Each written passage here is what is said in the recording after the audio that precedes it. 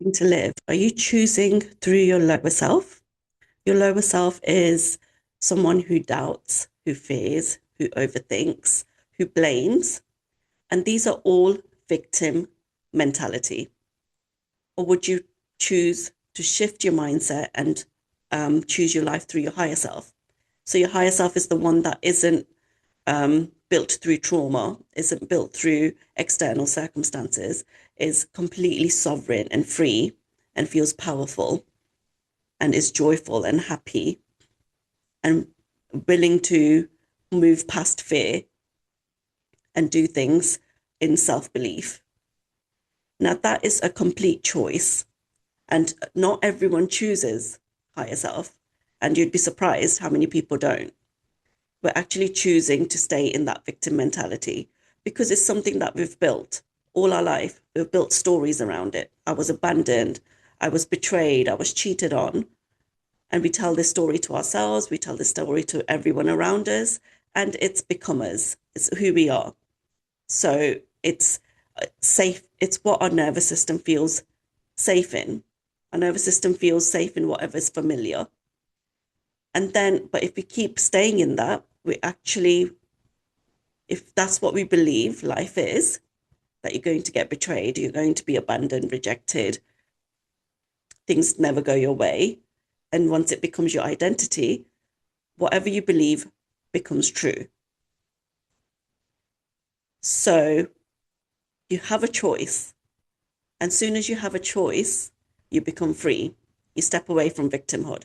You want to stay in the lower self, it's a choice. It's a choice that you're making. And once you take that responsibility, that, okay, I'm choosing right now, I'm annoyed, I'm angry, and I want to stay in this because it's helping me move on, it's helping me stay focused, it's keeping me strong. That's what you're choosing. And choose that. I want to blame, I'm angry, and I'm going to stay in this. I'm not going to, you know, I'm not going to take the high road. And when I say taking the higher self, isn't that you're forgiving, that you're forgetting any of this happened.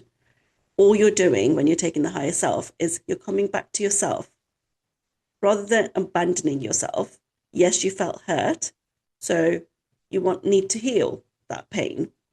Just come back to yourself because when you're stuck in blame, you're just so busy externally what's happened outside of you that you abandon yourself, which we all do all the time, abandon ourselves. And then you're also making decisions through it because you're carrying that belief that I'll be rejected. So I'm not going to apply for that job because I've been rejected before by a partner. Like the nervous system just sees rejection as part of life. It's not going to just see it as in a relationship. It will happen in your colleagues, your friends, your workplace. Whatever you believe comes true. If you're in the energy of being rejected, not being wanted, not being seen, that is what's going to come true. That's what you're going to attract energetically. And that's what your nervous system is also going to feel safe in because it sees it as familiarity. Nervous system doesn't see good or bad.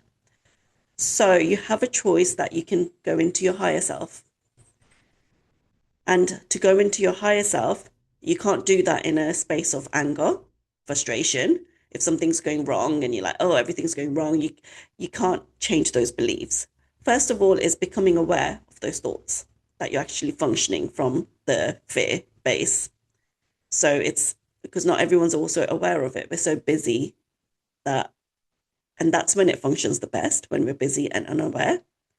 Our subconscious mind, it's just running in the background, building fear, building doubt, building judgment, all of those things. And you're just making decisions through it. And you just carry on with your life thinking, you're doing the best you can. But you can as soon as you become aware of your thought pattern, and the thought pattern is in negative, it's in the lower self, you can shift it. So first step is to become aware and then observe. Don't interact with it. Don't try and push it away. It will actually just dissipate as soon as you become aware. But if you can actually sit and observe it as a third person, I can see what's going on in my mind. And it's thinking, I'm not liked, I'm going to get rejected, they don't see me, they don't value me. All of those thoughts are just running in my mind, you can pick and choose. You can say that is not mine. Soon as you and identify it as not you, maybe give it a name. I see you as doubt. You are not mine. I don't accept you. I send you away. And it's just commanding it, literally commanding it, and you can let it go. And then it's stepping into your higher self. And you can do that with a higher self. Best way to step into it is, I call it a pull to your higher self. What pulls you to your higher self? What activity, what is something that makes you feel joyful and happy and calm and peaceful?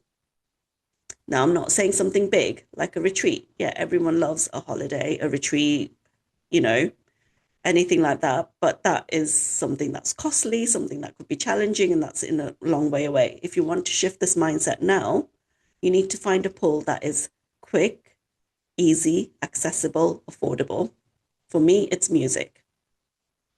So I've got a playlist of all the uplifting songs, all the songs I love that are going to get me dancing and moving and feeling the beat and feeling the happiness and the joy and empowerment. So first I step into that, and that is already me stepping into my letting go of the lower self, stepping into my higher self. And then because I'm aware of the thoughts that were coming about doubt and rejection and not wanted, I can now shift those. I ask myself, what would my higher self say? And what would my higher self say? That I'm proud of you. You're amazing. You have so much value. You're so strong. You're loving.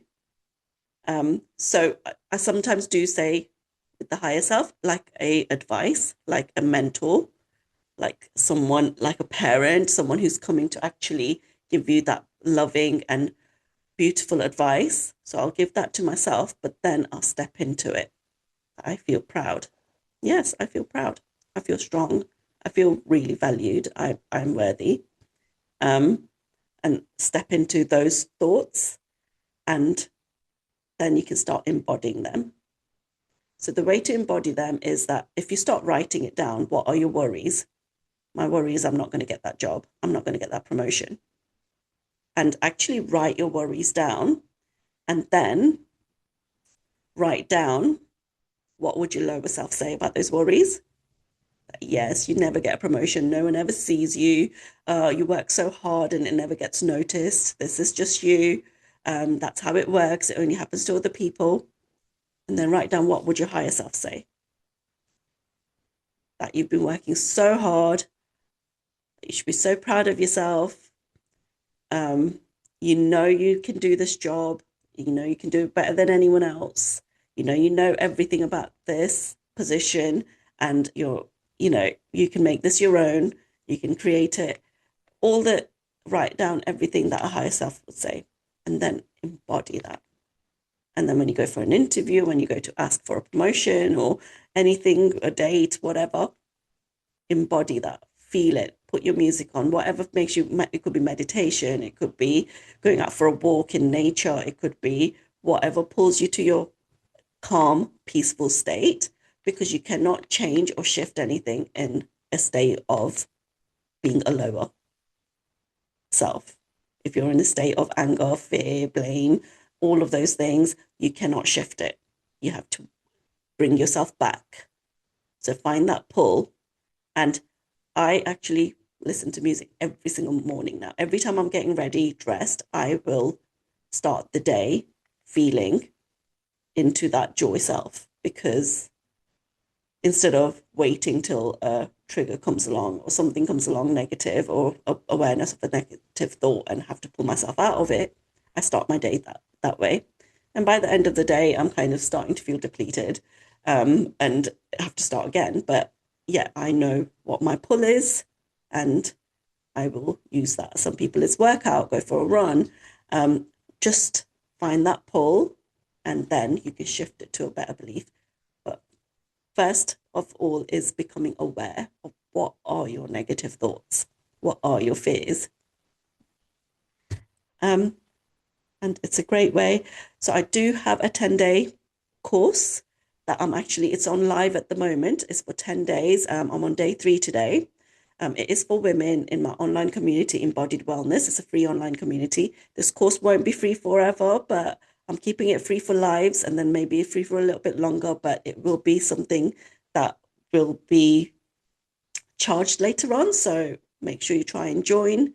I'll put a link below and you just need to step into the community, watch the day 1, 2, and 3 if you can, and then join me live 3:30 p.m. Perth, Australia time.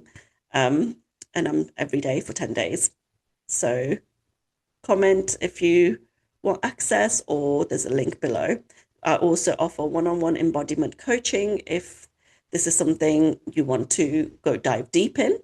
Traumas that you're carrying, what you're carrying within your subconscious mind and your nervous system. I can track it through patterns, through triggers, track the limiting belief, and I can actually delete it through the system completely. Complete deletion. It is a 10-week program because it does need consistency and embodiment of new beliefs.